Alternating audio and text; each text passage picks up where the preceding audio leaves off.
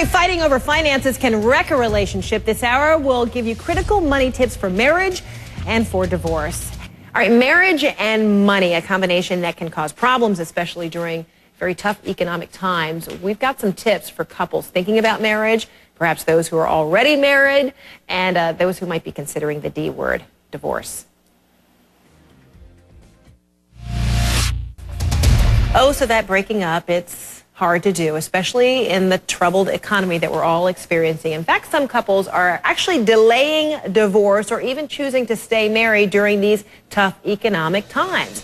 Divorce rates fell in 2008, the first year of the recession, from 17.5 to 16.9%. That's according to the National Marriage Project, a group that studies marriage trends. Joining us right now is financial planner Karen Lee. So Karen, money is usually at the root of, marriages that are in trouble, which is why people need to talk about that money thing before they get married, right? They absolutely do. And the reason, simply said, that money is such a problem in divorce is that when people get married, they take their family income and they build a household based on that. The minute they get divorced, you're now trying to support two households on the same income. The money just doesn't go as far. So how do you kind of tackle this? Because I think money is also one of those things that people are a little uncomfortable talking about. They feel it's very private. And we're talking, that stage before you even get married. Right. How do you, break the ice and say, let's lay it all out there? How do we both approach money, saving, spending, all of that? Well, you're hitting right on some of what I wanted to say. I think if couples are, we're going to talk about today if you're about to get married, if you're already married, or if you're sadly contemplating divorce. If you're looking at getting married, I would recommend, first of all, full financial disclosure. And I have to tell you, pull out the credit report. And you'd think that people would do that. This is the person you want to spend your life with. But I can't tell you how many couples I've met. I think because people think, gosh, am I being suspicious now of my husband or wife-to-be? Maybe that's true. What I have found, though, is couples that get married and they don't realize the credit cards, the student loan debts. So instead, they feel like their spouse wasn't honest with them. So the first thing would be full financial disclosure about your current finances. And then, what about a discussion on how you were raised in relationship to money? And that could lead into a discussion on your views. You come from a spendthrifty family, frugal, So how do you feel about spending, about saving, and about debt? Do opposites attract in that respect, Well, as in love, generally opposites attract, so you do end up marrying often someone with a very different background and possibly a different relationship with money. One more thing I wanted to add, if you're thinking of getting married, is consider a prenuptial agreement. And no matter what your wealth or I think if you're coming thereof? into the marriage with serious assets, or a second or third marriage, which actually has a higher percentage chance of divorce than a first marriage. So that whole prenup thing, there are some folks who hear prenup and they're thinking, oh, you don't trust me, you don't love me. What are these protections just in case we split? Aren't we supposed to be going into this saying we are married forever? Things are very different, though, these days. People are getting married much later in life. And again, second and third marriages. So it's a little different than it was in the good old days. Okay, so now, say you haven't done all those things. You're married. Money problems, something's going on, or there are some other problems, and you say you want a divorce, but you know what? It's so expensive. Let's talk first if things are solid. Okay. Things are good in your marriage, and you just want to, what should you be doing as a married couple, all right? Number one, I'd like to see people make their financial decisions together instead of where we normally have one person who's in charge of the money. Of course, my first point would be, is if it's possible, live on as low of an income as possible, and that helps even in a job loss, let alone a divorce. But I'd love to have couples plan for the future together so they can both be engaged in not just making this marriage work, but having a long-term plan with each other. So saying, whether it's talking about trips you want to take or property you want to one day get, where you retire. Where do you want to send your kids to college? And one more tip, if you do think you're going to have a substantial inheritance coming, you might want to talk to the parents about sending that in trust, just to make sure it doesn't get mixed up into the marital assets. Oh, well, now that's interesting, because wait a minute, well, say there is a trust, you're the daughter or son who will inherit, but then they marry, what happens? Well, and we see that a lot these days. We see a lot of older parents now saying, I want to leave money to my children when they get married, but a little concerned about my daughter-in-law or my son-in-law, and I want to make sure if they get divorced, that the money stays with my child. Oh, wow. So the trust can work that out. That's fascinating. Okay, can we talk about the trouble in paradise now? Let's talk about divorce. Literally one of the single most financially devastating things that can happen to people. So the first tip I've got on that, go to any length to work it out. Seek counseling. Do everything you can. Share the home. Stay together, even if you know. Well, I'm not we've seen that happening lately, right? Psychologist, but I can tell you in this economic environment, that's probably a consideration. Seek financial advice in addition to legal advice. Don't just talk to a lawyer.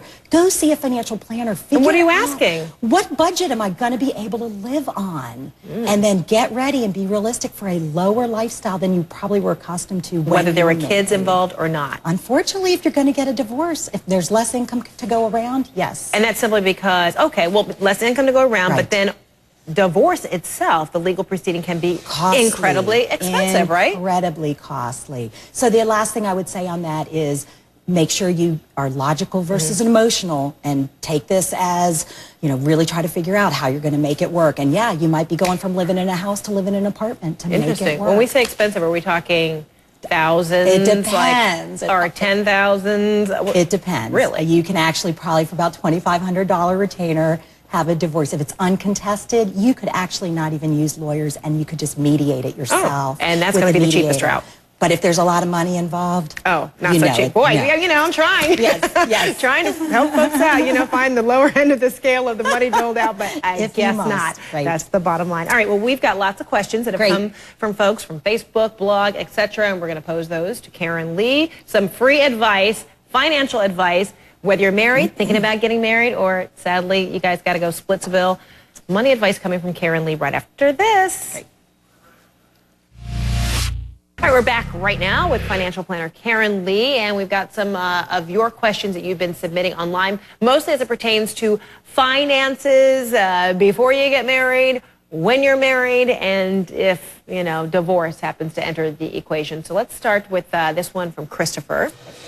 And he says, can you have a healthy relationship if you sign a prenuptial agreement? You kind of alluded to this earlier, but let's answer this one. Well, I think absolutely. I mean, I think that you can, you know, the basis of whether or not a relationship is going to work has nothing to do with a legal document or not. Now, I will say that I've certainly told some friends of mine that if they're going to ask for that you might pass the blame and say, well, my financial advisor told me I needed to do this. But remember, with people getting married later in life and they've already been on their own with their own income and their own stuff, it really shouldn't be a deal breaker to sign a prenup. Maybe even expected these days, right? I think that we're in a different time than it used to be, and that it shouldn't be a big surprise. It used to be associated maybe in some circles with distrust, but really now it's protection. It really is. It really is. Okay, and this one from Steve saying, my parents want to leave me some money. Should they do it in 2010 before the estate taxes go up?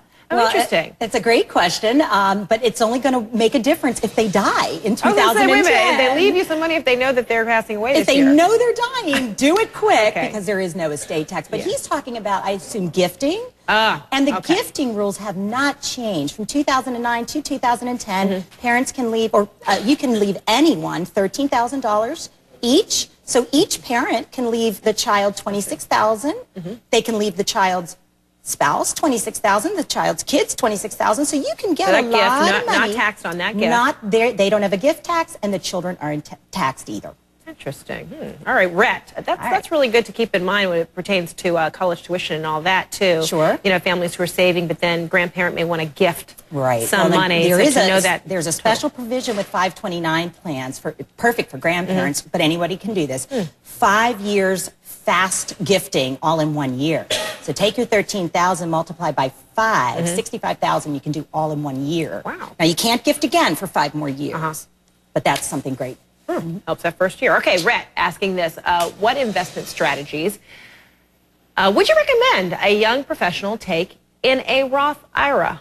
Well, I'll fall back on my traditional asset allocation strategy with annual rebalancing.